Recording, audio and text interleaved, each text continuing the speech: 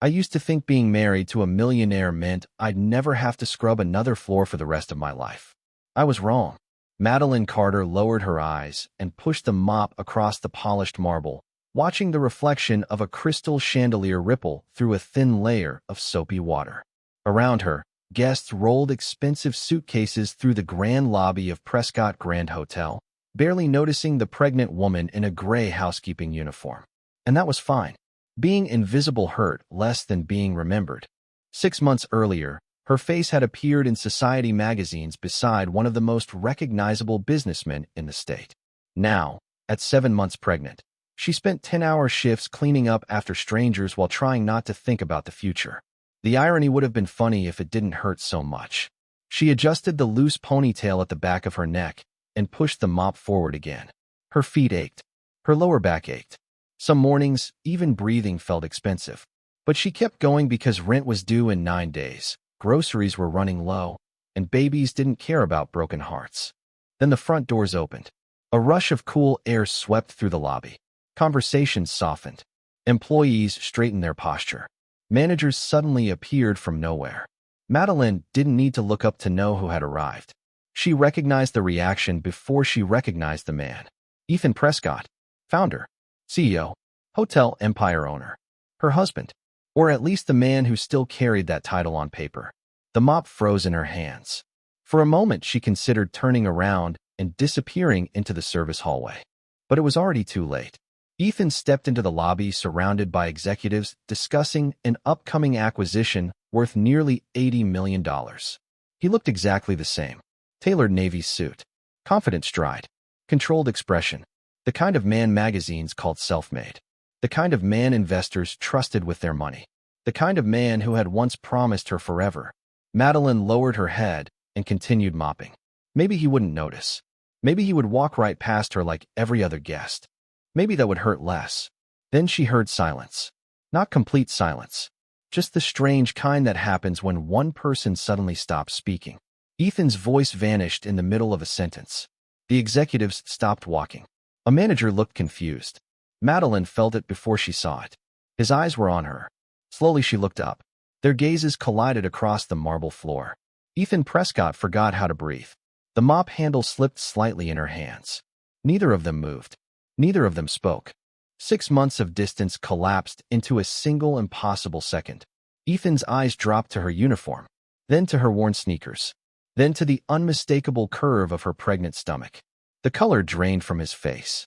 Because the last time he had seen Madeline Carter, she wasn't pregnant. And according to everything he believed, she should not have been carrying his child. A sharp question flashed across his mind. One that instantly shattered every certainty he had built his life around. If the baby was his, then who had lied to him? The lobby seemed smaller. The air heavier. Somewhere a suitcase rolled across the tile.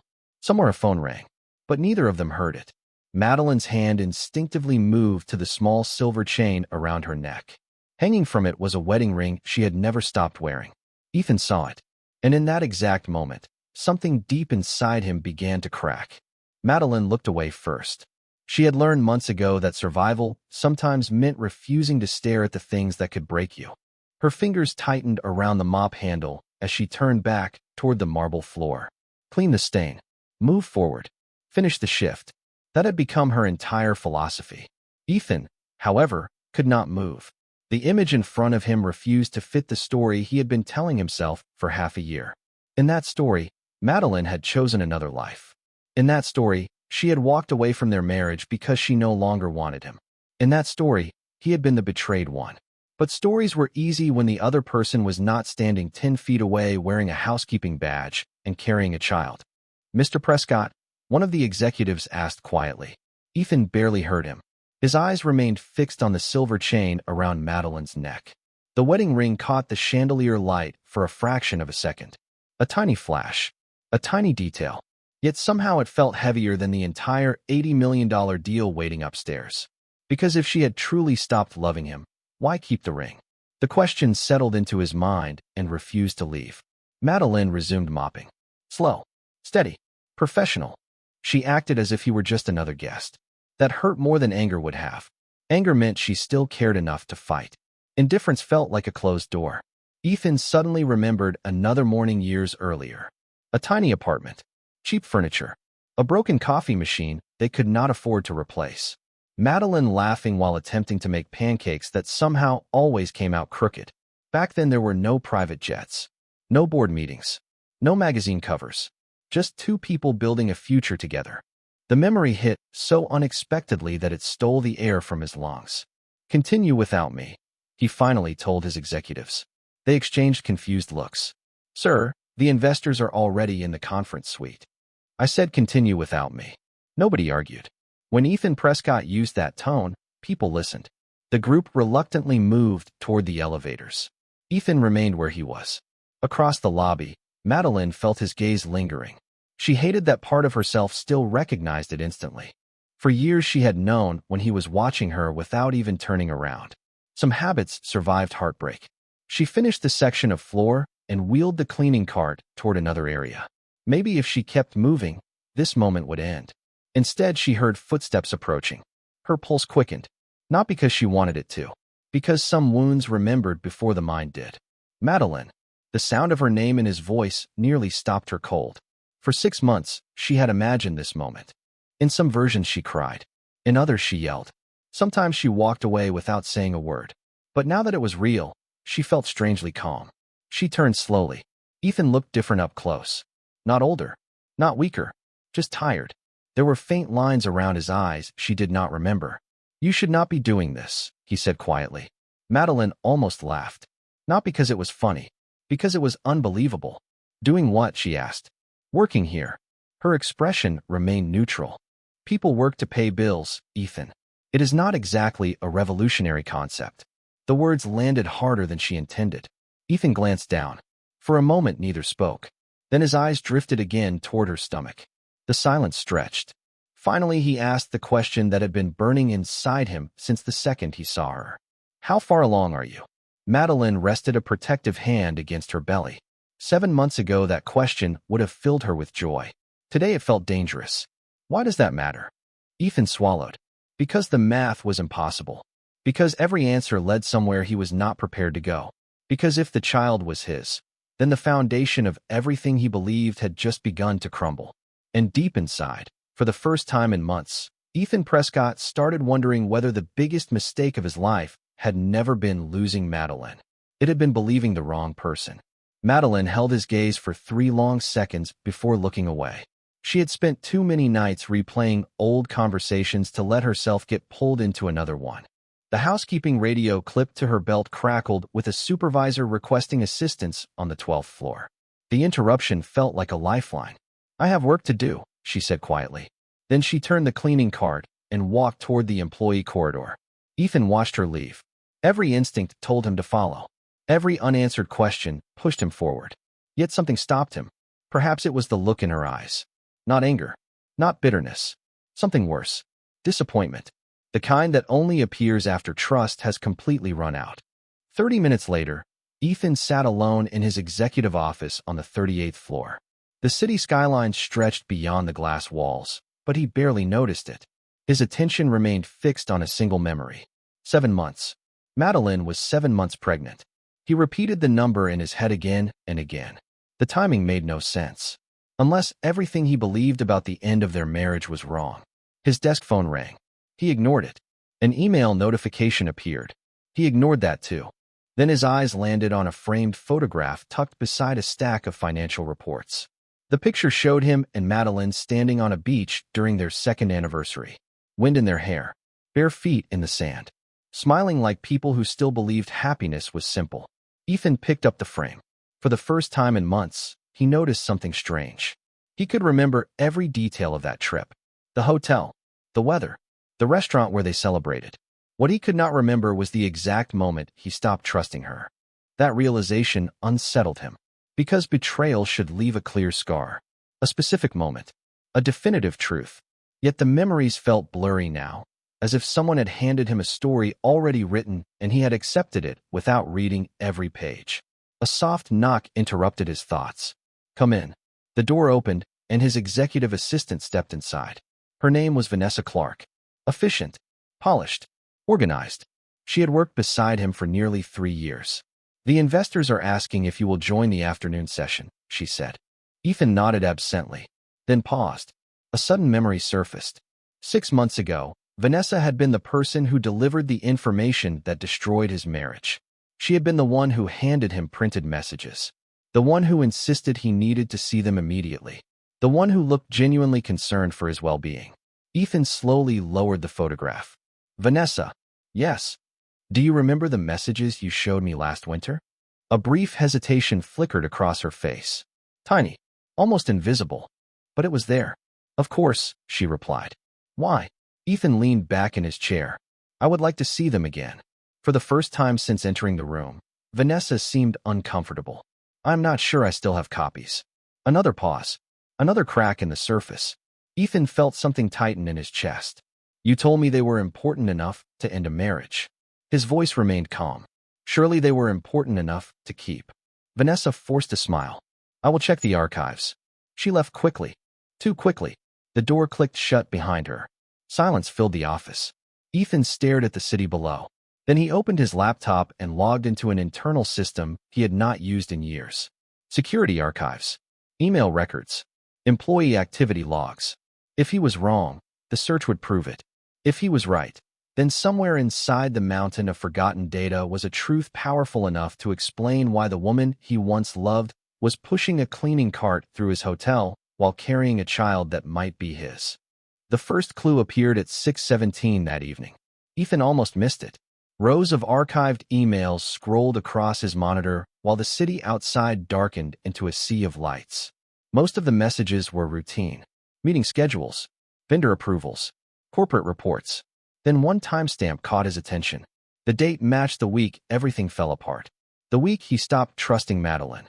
The week he believed his marriage was over. Ethan opened the file. His pulse quickened. According to the record, a series of messages supposedly sent from Madeline's account had been forwarded internally before ever reaching him. That made no sense. Personal messages should never have passed through company servers. He leaned closer to the screen. The routing data revealed something even stranger. The messages had not originated from Madeline's device. They had been uploaded through an executive terminal inside Prescott corporate headquarters. Ethan stared at the screen. For several seconds, he simply sat there. Then he checked the terminal identification number. His stomach tightened. The terminal belonged to the executive assistant suite. Vanessa's office. Across town, Madeline finished her shift shortly after 7 o'clock. Her feet felt heavy as she stepped out of the employee entrance carrying a worn canvas tote bag. The summer air was warm. Traffic moved steadily through downtown streets. She walked 3 blocks before reaching a bus stop and carefully lowered herself onto the bench. One hand rested on her stomach. The baby moved gently beneath her palm. That small movement remained the brightest part of every day. No matter how difficult things became, she always had someone depending on her. Someone worth fighting for. Her phone vibrated. A text appeared from her friend Rachel. How are you holding up? Madeline smiled faintly. Rachel worked the front desk at a small medical clinic and had become her closest friend over the past few months. Better than this morning, she typed back. Rachel's reply arrived instantly. Did he recognize you? Madeline stared at the screen. The answer seemed obvious. Yet somehow the reality still felt unreal. Yes. Rachel sent a single message. Are you okay? Madeline looked across the street as headlights swept past. She thought about Ethan's face in the lobby. The shock. The confusion. The questions in his eyes. For months she imagined seeing him again would make her angry. Instead it made her tired. Very tired. I do not know, she finally wrote. Back inside Prescott headquarters, Ethan continued digging through records. Every answer seemed to create 2 new questions. At 8:43, he discovered another inconsistency. Security access logs showed that Vanessa had entered the executive floor 3 separate times during a holiday weekend when the building was officially closed. One of those visits occurred only hours before the mysterious messages appeared. Ethan leaned back slowly. Coincidences existed, but successful businessmen did not build companies by ignoring patterns. A knock interrupted his concentration. He glanced toward the door. Come in. The head of corporate security entered carrying a tablet. You asked for archive camera records, the man said. Ethan nodded. Were they deleted? The security director hesitated. Not exactly. Ethan immediately sensed trouble. What does that mean? It means someone attempted to remove portions of the footage 6 months ago. Silence settled over the room. Ethan stood slowly. Attempted. The director handed him the tablet. Our backup servers preserved everything. Ethan took the device. On the screen appeared a frozen frame from an elevator camera. The timestamp matched the day his marriage collapsed. The image showed Vanessa entering the executive floor carrying a folder. Alone. Ethan felt his heartbeat accelerate.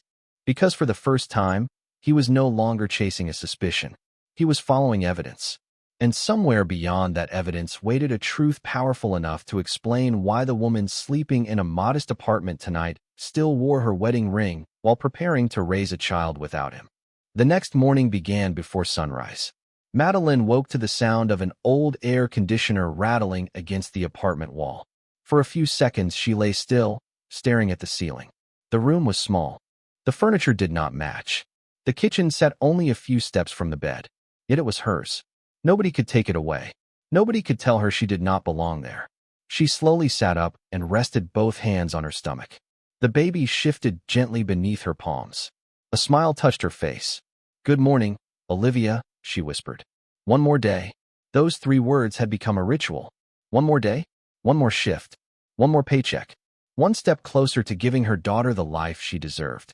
Across the city, Ethan had not slept at all. The security footage played again on the large monitor inside his office. Vanessa entering the executive floor. Vanessa carrying the folder. Vanessa remaining inside the building long after everyone else left. Nothing proved guilt yet, but every answer pointed in the same direction. At 7:12 a.m., another report arrived from corporate security. Ethan opened it immediately. The document contained server access records from 6 months earlier. His eyes moved line by line. Then he froze. Someone had accessed Madeline's archived email account using administrator credentials. The access occurred less than 2 hours before the messages that ended their marriage appeared on his desk. Ethan leaned forward. Administrator credentials were restricted to a handful of employees. One name appeared beside the authorization request. Vanessa Clark. For a long moment, he simply stared at the screen. The office suddenly felt smaller, quieter. Every memory from the past 6 months seemed to rearrange itself. Every conversation, every warning, every carefully planted doubt. He remembered Vanessa telling him that he deserved better. Vanessa insisting he should move on. Vanessa acting concerned while his marriage collapsed. The realization left a bitter taste in his mouth. Meanwhile, Madeline arrived at the hotel and clocked in for another shift. She pushed her cart through a corridor lined with luxury suites that rented for more money per night than she spent on groceries in a month. Life had a strange sense of humor. As she organized fresh towels outside Suite 1421, an elderly guest stepped into the hallway. "Good morning, dear," the woman said warmly. "You look tired." Madeline laughed softly. "That obvious? Only because I used to look exactly the same when I was expecting my son." The woman glanced toward her stomach and smiled. "You are stronger than you think." Simple words. Yet they lingered long after the woman disappeared into the elevator. Stronger than you think. Madeline wished she believed that. Around noon, Ethan made a decision. Instead of attending a scheduled investor luncheon, he left the executive offices and quietly entered the hotel surveillance department. The employees looked surprised to see him. He rarely visited in person. "I need access to yesterday's lobby footage," he said. Within minutes, the recording appeared on screen. Ethan watched himself enter the building. He watched the moment he spotted Madeline. Then he watched something else. After their brief conversation ended, Madeline moved toward another section of the lobby. A few seconds later, she paused beside a decorative column where she believed nobody could see her. Ethan leaned closer to the monitor. There, hidden from public view, she closed her eyes. One hand rested against her stomach. The other covered her mouth. Not dramatically, not for attention, just a quiet moment from someone carrying more weight than anyone realized. Then she straightened her shoulders and returned to work. Ethan felt something twist inside his chest. Because for the first time, he understood a painful truth. While he had spent 6 months surrounded by wealth, influence, and comfort, Madeline had spent those same 6 months carrying their future completely alone. And the more evidence he uncovered, the more one terrifying possibility began to emerge. What if she had never betrayed him at all? By Thursday evening, the evidence no longer looked like coincidence. It looked like a trail. Ethan sat alone in the security conference room while another batch of archived files loaded onto the screen. Outside, most of the building had gone quiet. The executives were gone. The phones had stopped ringing. Even the city beyond the glass seemed distant. Yet Ethan remained exactly where he was, chasing answers that should have been uncovered months ago. A digital folder appeared on the monitor. The label was simple: Internal Communications Backup. He opened it immediately. Hundreds of files filled the screen. Most were routine records. Then one attachment caught his attention. It had been deleted 6 months earlier and automatically restored by the backup system. Ethan clicked. The document opened. His heart skipped. It was a draft message. Not sent. Not completed. Just saved temporarily before being erased. But the wording was unmistakable. Entire phrases matched the messages he had received that destroyed his trust in Madeline. Except one detail changed everything. The draft had been created from Vanessa's workstation. Ethan stared at the screen in disbelief. For several seconds he could not move.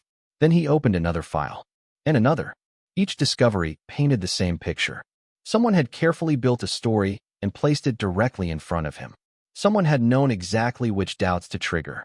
Exactly which fears to exploit. Across town, Madeline sat at her tiny kitchen table eating a simple dinner while reviewing a list of baby expenses. Diapers. Formula. A crib she still could not afford. The numbers never seemed to work. Every week she adjusted them. Every week something unexpected appeared. Yet somehow she always found a way forward. Olivia shifted beneath her ribs, and Madeline smiled despite her exhaustion. "You are already expensive," she whispered. The baby responded with a gentle kick. That tiny movement erased some of the worry from her face. At least for a moment. Her phone buzzed. Rachel again. "How was work today?" Madeline hesitated before answering. "Strange." Rachel replied instantly. "Because of him?" Madeline looked toward the apartment window. Night had settled over the city. Somewhere beyond those lights was Ethan, the man she once trusted more than anyone. The man who had looked at her in the hotel lobby as though seeing a ghost. "Maybe," she typed slowly. Rachel's next response took longer. Then it arrived. "Be careful with your heart. Some people return because they are lonely. Others return because they finally see the truth. Those are not the same thing." Madeline read the message twice. Then she locked her phone and placed it aside. Deep down, she knew Rachel was right. Back at headquarters, Ethan made one final call before midnight. "I need everything," he told the head of security. "Every access record. Every deleted file. Every visitor log connected to Vanessa Clark during the past year." The security director sounded surprised. "That is a significant request." "Do it anyway." Silence lingered on the line. "Understood." After the call ended, Ethan walked to the office window. The reflection staring back at him looked unfamiliar. Not because he had changed physically, because certainty had disappeared. For 6 months, he believed he understood exactly what happened to his marriage. Now that certainty was crumbling piece by piece. Then his phone vibrated. A new report had arrived. Ethan opened it immediately. His eyes moved down the page. Halfway through, he froze. According to financial records, Vanessa had received a series of unexplained deposits during the same month his marriage ended. The amounts were large. Large enough to change someone's life. Ethan slowly lowered the phone. Because for the first time, a terrifying possibility entered his mind. What if destroying his marriage had never been personal? What if someone had been paid to make sure Madeline disappeared from his life forever? The answer arrived the following afternoon. Not from a lawyer. Not from an investigator. From a doctor. Madeline had just finished preparing a guest room on the 22nd floor when a sudden wave of dizziness forced her to sit down. It passed quickly, but hotel policy required employees to report any health concerns during pregnancy. Within an hour, she found herself at a nearby clinic for a precautionary checkup. The nurse assured her it was probably exhaustion. Long hours. Too much stress. Not enough rest. The usual things. Yet while Madeline sat in the examination room listening to Olivia's steady heartbeat through a monitor, she could not shake the feeling that life was about to change again. Across town, Ethan received an unexpected phone call from Rachel. He did not know her well. They had met only once years earlier at a charity event. But her voice sounded serious. "I am only calling because someone needs to tell you the truth," she said. Ethan remained silent. "Truth about what?" Rachel hesitated. "About what Madeline has been through." Ethan's stomach tightened immediately. "Go on." What followed left him speechless. Rachel described months of struggle that Ethan had never imagined. The small apartment, the second job, the skipped meals whenever money became tight, the countless doctor appointments attended alone. Ethan closed his eyes. Every word felt heavier than the last. Then Rachel said something he would never forget. Do you know what she talks about every night? What? Your daughter. Ethan froze. Rachel continued. She reads bedtime stories to her stomach. She tells Olivia about her father. She tells her how smart he is, how successful he is, how one day he will be proud of her. Ethan could not speak. She never made your child hate you, Rachel said softly. Even after everything. The call ended moments later. But Rachel's words remained. Your daughter. Not a possibility. Not a theory. Not a question. Your daughter. Ethan stared at the phone long after the screen went dark. Then another realization struck him. If Rachel was right, Madeline had known all along that the baby was his. Which meant she had never tried to hide the truth. Never demanded money. Never used the pregnancy as leverage. She simply carried the burden alone. At headquarters, the investigation continued. Late that evening, security delivered the final piece Ethan had been waiting for. A recovered audio file extracted from a deleted company backup. The recording quality was imperfect, but the voices were clear enough. Ethan listened carefully. The first voice belonged to Vanessa. The second belonged to a man Ethan immediately recognized. Leonard Price, a competing hotel executive who had spent years trying to acquire Prescott properties. Ethan's pulse accelerated. The conversation lasted less than 3 minutes. Yet it explained everything. Leonard discussed keeping Ethan distracted. Vanessa discussed making certain personal complications disappeared. No direct confession. No dramatic admission. Just enough to reveal a coordinated effort built on manipulation and deception. When the recording ended, Ethan sat motionless. The room felt completely silent. 6 months. 6 months of lost time. 6 months Madeline could never get back. 6 months of missed appointments, missed milestones, missed memories. He looked at the ultrasound image Rachel had quietly texted him earlier that evening. Olivia, his daughter. Her tiny profile appeared against a grainy black background. A small nose. Tiny fingers. A life he had nearly missed entirely. For the first time since this nightmare began, Ethan no longer wondered whether he had been deceived. He knew. The real question now was far more painful. After everything she endured, would Madeline ever allow him back into her life at all?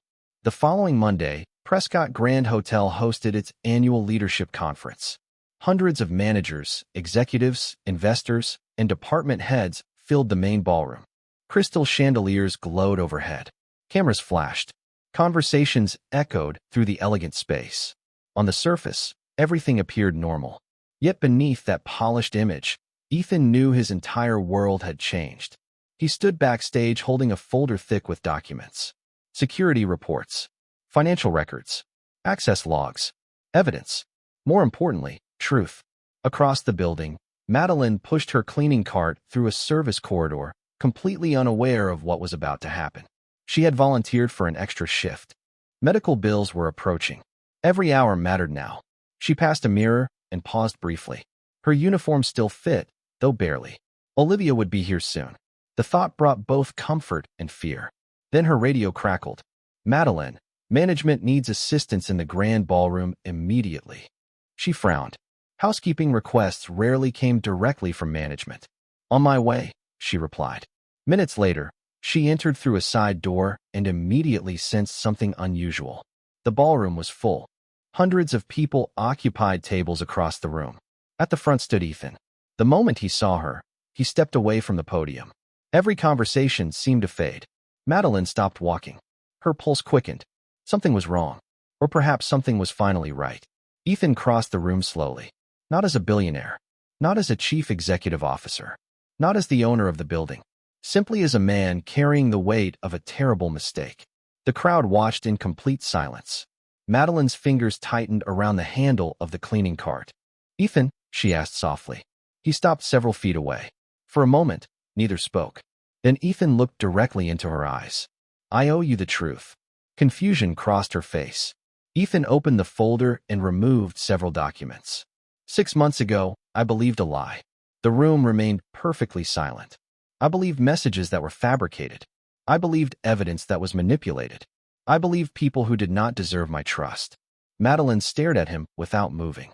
Ethan continued. I spent months blaming the wrong person. The words seemed almost impossible for him to say, yet he forced himself to continue. You never betrayed me. A murmur spread through the audience. Ethan ignored it. His attention never left Madeline. You were telling the truth from the beginning. Madeline felt her breath catch. For months, she had imagined hearing those words. Yet now that they were finally real, she did not know what to feel. Relief, anger, sadness, all of them at once. Ethan lowered his head briefly. I failed you. The ballroom grew even quieter. When you needed me most, I was not there. His voice cracked slightly. I missed doctor appointments. I missed milestones.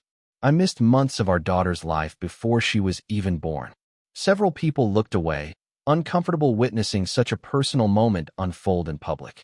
Ethan did not care. No amount of money can fix that. He swallowed hard. No apology can erase it. Then he did something nobody expected. In front of investors, executives, managers, and employees, Ethan set the folder aside and lowered himself onto one knee. A collective gasp swept through the room. Madeline's eyes widened. Not because of the gesture itself, because she understood what it cost him. Pride, ego, image, everything he once protected above all else. Ethan looked up at her. I am not asking for forgiveness today. His voice remained steady despite the emotion behind it. I am asking for the chance to earn it. Tears filled Madeline's eyes before she realized they were there. Around them, hundreds of people watched. Yet somehow the room felt smaller, quieter, as if only two people existed within it. Ethan's gaze dropped briefly to her stomach, to Olivia, then back to Madeline. Whether you ever trust me again is your choice, he said. But our daughter deserves a father who finally tells the truth. 3 weeks later, the first snow of the season drifted across the city. Tiny white flakes settled on rooftops, sidewalks, and parked cars. Inside St. Matthew Medical Center, everything felt quiet except for the steady rhythm of monitors and soft voices moving through the maternity ward.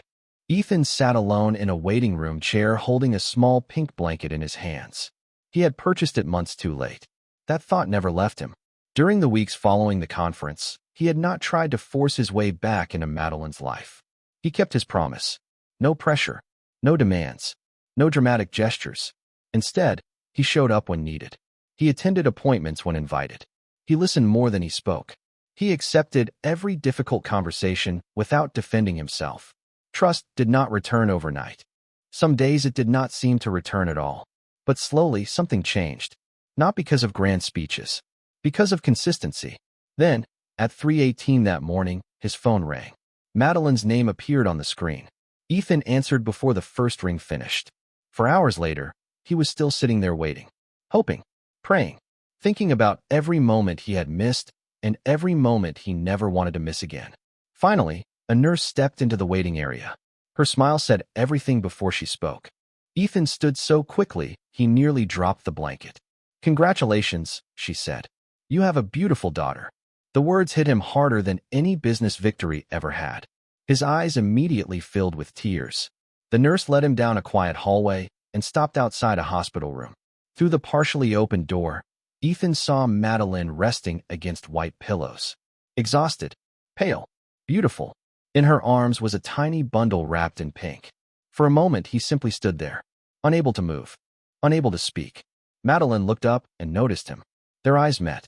The room fell silent. Then she gave a small nod. Ethan stepped inside, slowly, carefully, as though entering the most important room in the world.